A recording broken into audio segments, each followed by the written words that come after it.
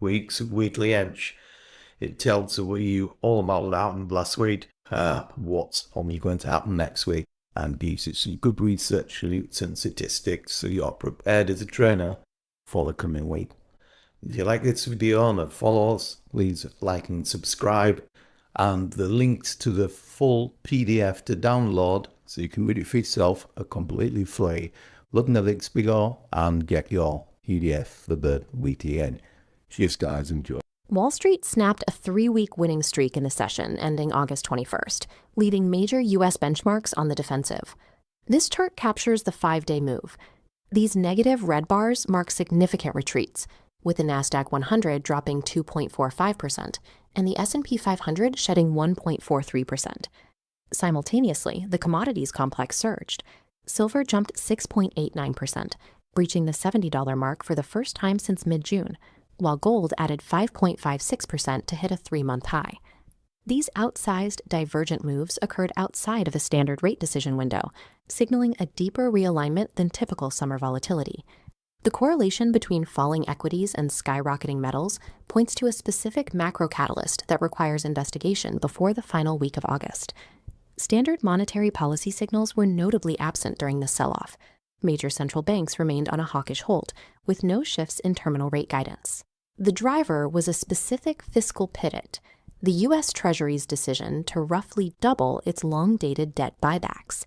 This injection of liquidity hit the market just as total federal debt crossed the $40 trillion threshold. We will analyze how this Treasury action suppressed the US dollar and inflated hard assets, setting the stage for a direct collision with the Fed's upcoming Jackson Hole keynote. Deconstructing this mechanical chain of events is essential for navigating the positioning risks heading into the month-end close. The chain reaction began at the Treasury Department. By expanding buybacks of long-dated debt, the Treasury effectively reduced the supply of older bonds available to the public.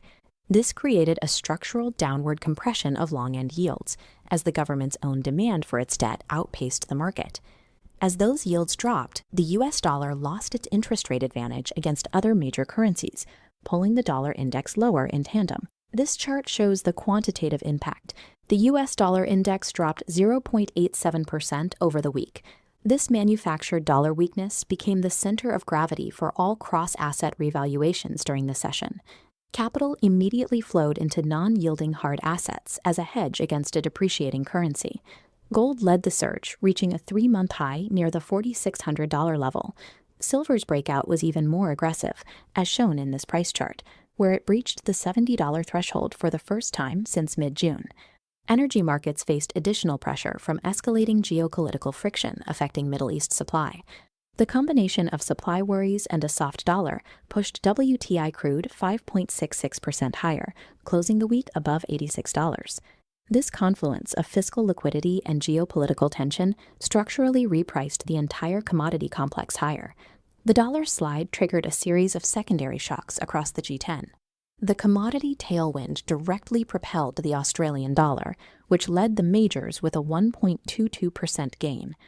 The euro pushed toward 1.17, though its relative strength index now signals overbought conditions. Safe haven demand intensified during the session, particularly favoring the Swiss franc.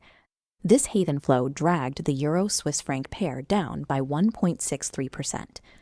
These aggressive FX moves confirm that institutional markets were pricing in a prolonged period of US dollar weakness. Equity markets told a more fractured story, with performance diverging wildly by region. In Hong Kong, optimism over China technology stocks drove the Hang Seng to a 3.55% rally. Simultaneously, Tokyo's Nikkei index tumbled nearly 4%. Small cap indices like the Russell 2000 were particularly sensitive to the volatility in the Treasury market. Institutional traders focused on localized central bank signals and specific tech risks, leaving equity markets fractured despite the broader fiscal liquidity. The current environment is precarious. Weak dollar and commodity momentum trades are technically overstretched. This sets up a direct collision between fiscal liquidity and a Federal Reserve that has maintained a hawkish stance.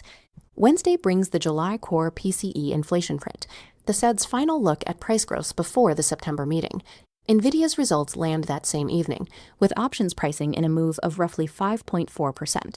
A hot inflation print could revive terminal rate expectations and trigger a US dollar rebound. Such a rebound would likely force a violent unwinding of the commodity and currency trends established over the prior week. The week's most significant catalyst arrives Friday at the Jackson Hole Symposium. Fed Chair Kevin Warsh will deliver his first Jackson Hole keynote address. Warsh faces internal pressure, as 3 July dissenters have already advocated for further rate hikes. His speech will clarify whether the committee's hawkish wing is gaining ground in the face of the Treasury's fiscal expansion. Thin month-end liquidity increases the risk of sharp price gaps, demanding caution from anyone trading through these high-impact catalysts. Navigating this market requires tracking the ongoing tension between the Treasury's debt management and the Fed's eventual rate path. They are posted every weekend, and the PDFs are free. You don't forget to download them. If you like the video and its information, please like and subscribe. It helps support the channel. And also, I think you might like this other video too.